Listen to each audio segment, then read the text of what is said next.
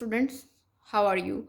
Students, you know that we have been discussing about functions of several variables, and in today's lecture we will discuss about the limits and continuity in higher dimension, and in particular the limit of function of two variables.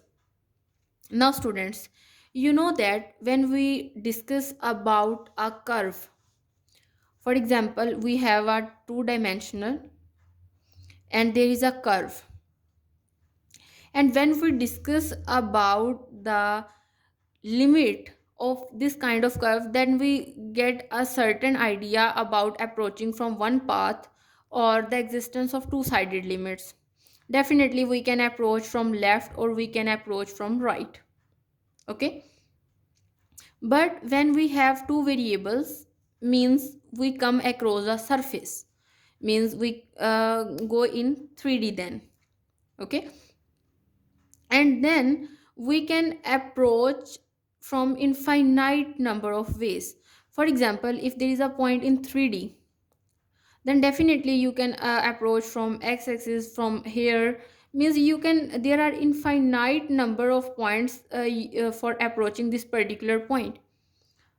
So you can approach from any way, but the answer, means definitely if you are talking about the existence of a limit, then when we are in when variable, then we say that limit x approaches to 0, f of x is equal to, sorry, x naught f of x is equals to L, means when our x approaches to x naught, then our function gives us a particular limit L. Okay, and this is basically the existence of limit. And when we talk about one-sided limits, then our means one-sided limits also approaches the same number. So that's why when we talk about surfaces, then our limits from all sides should approach a particular number L.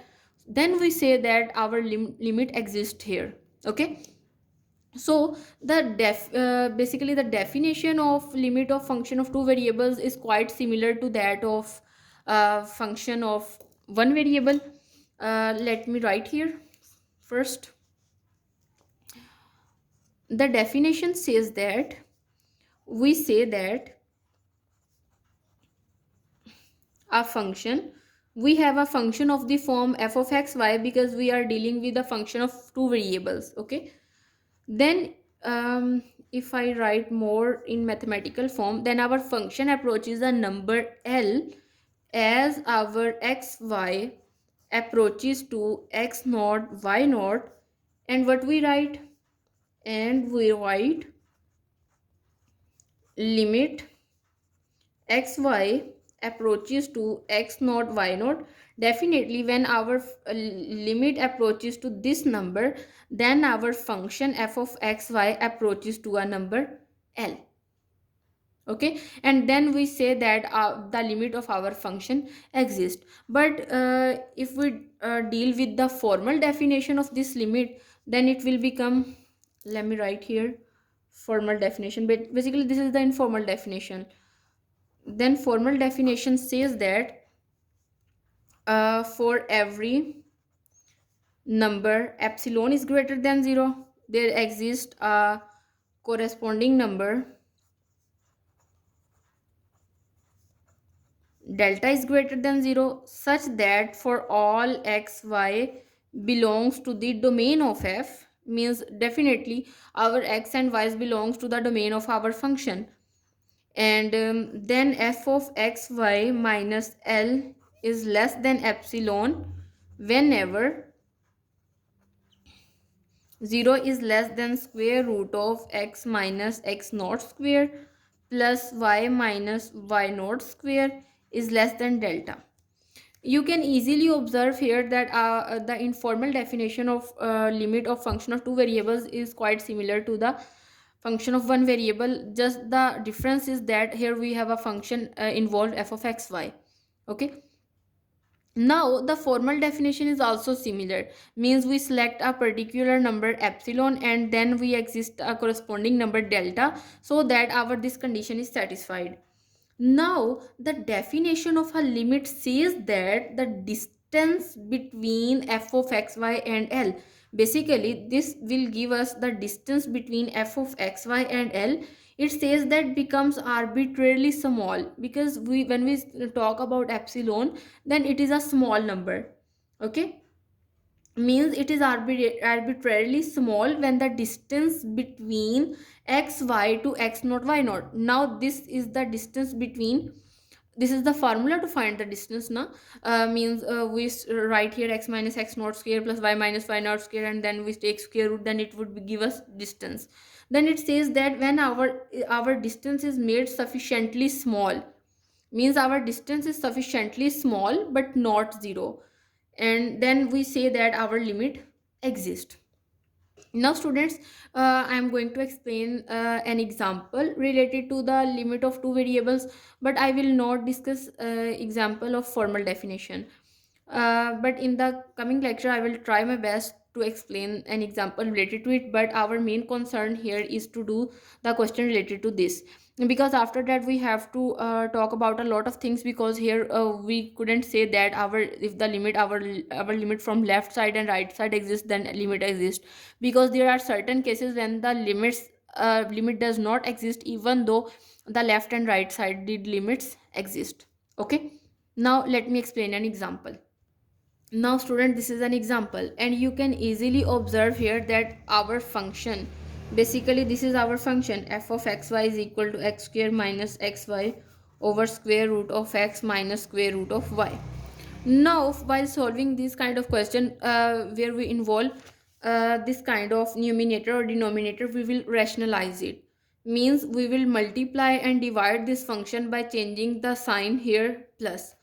Let me write here limit xy approaches 0 0 and x square minus xy, and if we rationalize it, then we will get square root of y multiplied by square root of x plus square root of y, square root of x plus square root of y. Most of the time we use the term rationalization, but basically this is not rationalization, this is just the multiplication and division by this factor. Means you can write here that multiplying and dividing by square root of x plus square root of y. Okay, this is the term that, with which we have multiply and divide our function. Okay, now if you simplify it further, then you will get xy approaches 0 0, and you will get in the numerator x square minus xy into square root of x plus square root of y, and in the denominator definitely you can use the formula, this formula.